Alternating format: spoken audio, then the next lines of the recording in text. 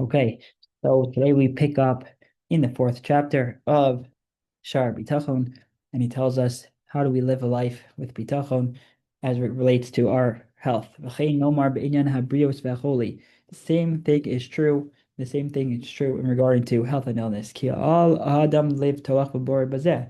Namely, what does that mean? That a person, of course, has to place their trust in Hashem. Lishtadel be'hasmados abrios. At the same time, make the effort in regard to health. Pasibos asher miftan zeh, through the means that naturally produces result. Um, Likewise, if a person is sick, he should make an effort to treat the illness with whatever accepted means of treating it. That you are allowed to heal, you shall heal. But you should do all this without relying on the apparent causes of health and illness.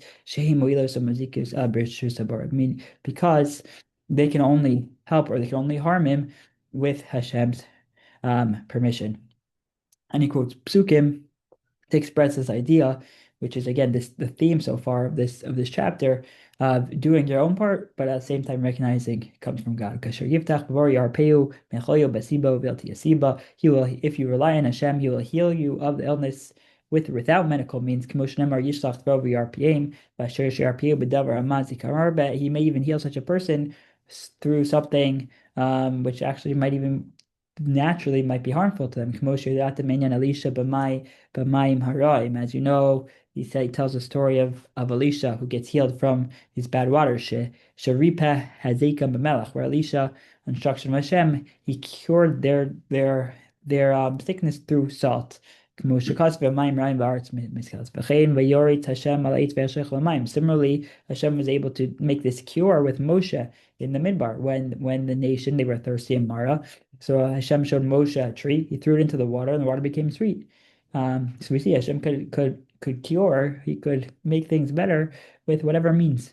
The Amra Kadmonim Shaya Eight Shal Hardfuni, and the Chachamim say this was a hardfuni, which is a bitter plant. The Chamo, and similar with King Chizkiah, he was deathly ill. The Navi came to him and he said he was going to die. So Chizkiah prayed, and Hashem gave him more years.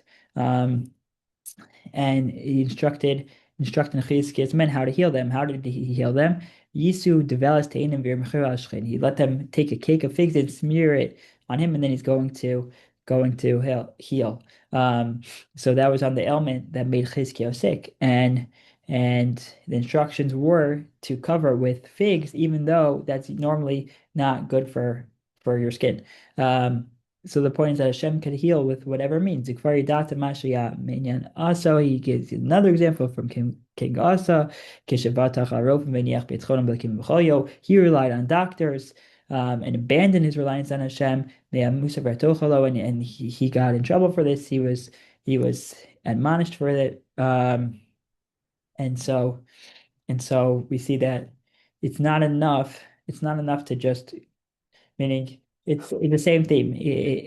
It takes both things. You should go to see the doctors. You should use the natural means, because that is the right way to do your hishtadlus. At the same time, to recognize that all the healing comes from Hashem. There's actually Mishnah Berurah brings this down. I think the Gemara says that they used to say this tefillah when they would bloodlet. That they would say this special tefillah. So now we don't do bloodletting, but it does find itself in Shulchan Aruch, and the Mishnah Berurah says that you should actually say this when you go see a doctor. You should say this yihiratzon,